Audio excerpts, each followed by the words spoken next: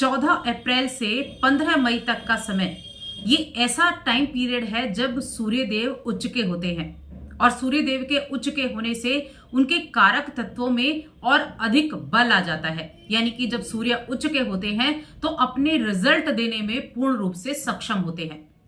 जय माता दी दोस्तों, आप सभी का स्वागत है हमारे YouTube चैनल अमृता एस्ट्रो में। और आज की इस वीडियो में मैं बात कर रही हूं सूर्य के होने वाले राशि परिवर्तन के प्रभाव के बारे में। मीन राशि की मैं बात कर रही हूं। मीन राशि के जातकों के लिए ये सूर्य का गोचर अगले 1 महीने तक क्या कुछ विशेष देने वाला है और क्या सावधानियां आपको रखनी होंगी।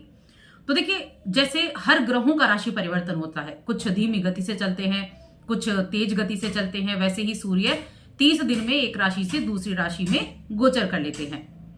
अब इनका जो एक 12 राशियों का एक चक्कर है वो 1 वर्ष में हो जाता है। अप्रैल का महीना वो महीना होता है जब सूर्यदेव उच्च के होते हैं, जब मेष राशि में प्रवेश करते हैं, जो 14 तारीख को करेंगे, 14 अप्रैल को। अब इनका उच्च में जाना किन किन चीजों पर प्रभाव देगा। तो देखिए, सूर्य पिता के कारक हैं, सूर्य सरकारी विभाग, शासन प्रशासन के कारक हैं, राजनीति के कारक भी हैं। सूर्यदेव आत्मा के कारक हैं, नेतृत्व करने का गुण हमें प्रदान करते हैं, हमें कॉन्फिडेंट करते हैं, कॉन्फिडेंस के कारक, आत्मविश्वास के कारक, साथ में फेम दिलाने वाले भी सूर्यदेव हैं। अब इनका उच्च का होना यानी कि मेष राशि में प्रवेश होगा। मेष राशि अग्नि तत्व की राशि है और सूर्य भी अग्नि तत्व है, तो इनकी जो एक पावर होगी ना, बहुत बलवान होगी और ये सक्षम होंगे। एक ऐसा बिंदु है जहां सूर्यदेव अपने रिजल्ट देंगे, लेकिन किस भाव में कैसा रिजल्ट देंगे। अब मीन राशि के जातकों के लिए सूर्यदेव को देखा जाए तो छठे घर के स्वामी होते हैं और अभी दूसरे घर में विराजमान होने वाले हैं। 3 भाव आपके एक्टिव होंगे सूर्य के इस उच्च में आने से। छठे घर के स्वामी दूसरे घर में आए हैं, अगर आप यहां कुंडली में देखेंगे, और अष्टम भाव पर दृष्टि है। तो क्या रिजल्ट होगा? पहली चीज तो देखिए, छठे घर का स्वामी है, छठा भाव है हमारा रोग रिपो ऋण का, हमारे कंपटीशन का, और दूसरा घर है हमारे धन का, हमारी वाणी का, मुख का, और हमारे किसका, कुटुंब का। तो यहां क्या रिजल्ट मिलेंगे? तो देखिए, आपकी कुंडली के हिसाब से देखा जाए तो ये आपके परिवार, आपकी संपत्ति, इन सब पर आप अपना प्रभाव डालने वाला है। इस समय अवधि में सीधे सीधे तौर पर आपके पारिवारिक जीवन पर आप इसका प्रभाव पड़ेगा, साथ में आपके कुटुंब पर इसका प्रभाव पड़ेगा, आपके निवेश पर, आपके पैसों पर इसका प्रभाव पड़ेगा। जो धन संचित है, जो संपत्ति है आपकी, उसमें कुछ ना कुछ गतिविधि देखने को आपको जरूर मिलने वाली है। निवेश आपने कर रखा है, उसमें गतिविधि देखने को मिलेगी। कुटुंब में किसी तरह की बातें चल सकती हैं, कुछ पैतृक संपत्ति को लेकर चल सकती हैं। इस तरह की बातें इस समय अवधि में जरूर होने वाली हैं। अब यहां देखिए, एक चीज है कि वित्तीय मामलों को अगर आप ठीक रखना चाहते हैं, व्यवस्थित रूप से करना चाहते हैं फाइनेंशियल कंडीशन को, तो ये बहुत अच्छा समय होगा निवेश करने के लिए। ठीक है, निवेश करने के लिए बहुत अच्छा समय है ये। अपनी जो भी आपके पास है, चाहे आपके पास थोड़ा है, चाहे आपके पास ज्यादा है, उस सभी चीजों की समीक्षा आप कर पाएंगे। क्या है, कैसे है, कितने का हो सकता है, इस तरह की समीक्षा आप करते हुए दिखाई देंगे। और कैसे आप उसको इंप्रूव, कैसे आप उसको ज्यादा लाभदायक बना सकते हैं, क्या इन्वेस्ट करके आप उसको आगे बढ़ा सकते हैं। तो इन्वेस्टमेंट की तरफ भी आपका बहुत अधिक ध्यान रहने वाला है, निवेश की तरफ आपका ध्यान रहने वाला है। इसके अलावा पारिवारिक जीवन में बहुत अधिक भागीदारी रहेगी और परिवार के साथ ज्यादा समय बिताना आप पसंद करेंगे। अपने अपनों के साथ समय बिताकर आपके मन को भी शांति रहेगी।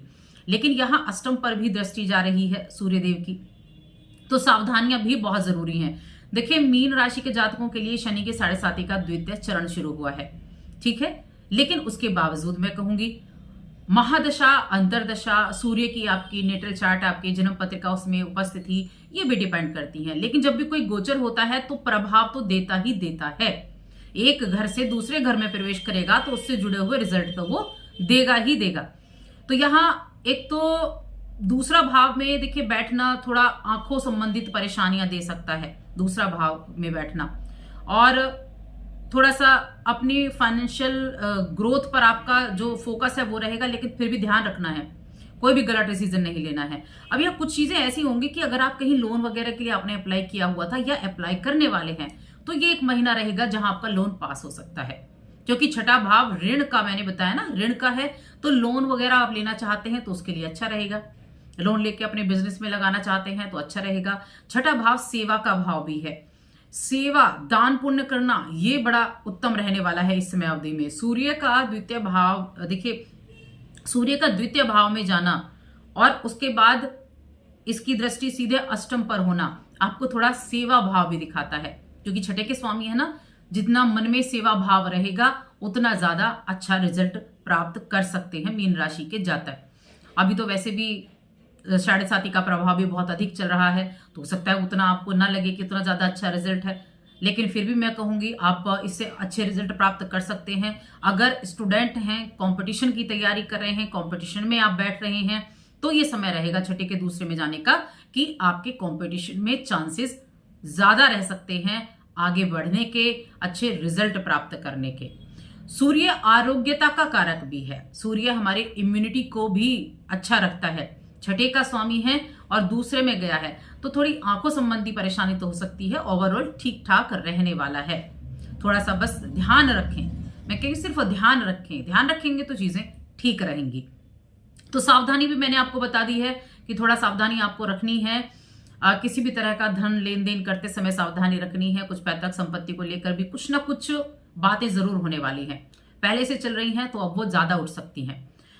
अब गोचर हुआ है और आपको उपाय करना है। क्या उपाय आप कर सकते हैं? सबसे पहली चीज है कि सूर्य के बीज मंत्र का जाप आप करें। सूर्य के बीज मंत्र का जाप करना भी आपके लिए अच्छा है। या फिर देखिए आप शनिदेव के उपाय तो कर ही रहे होंगे, क्योंकि शनि की 7.5 आपके ऊपर चल रही है। नहीं कर रहे हैं तो जरूर करें।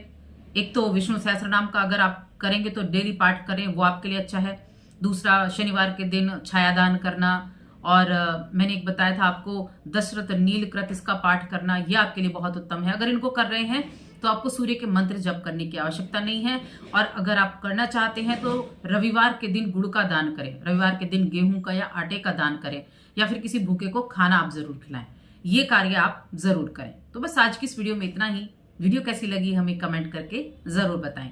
जय माता दी।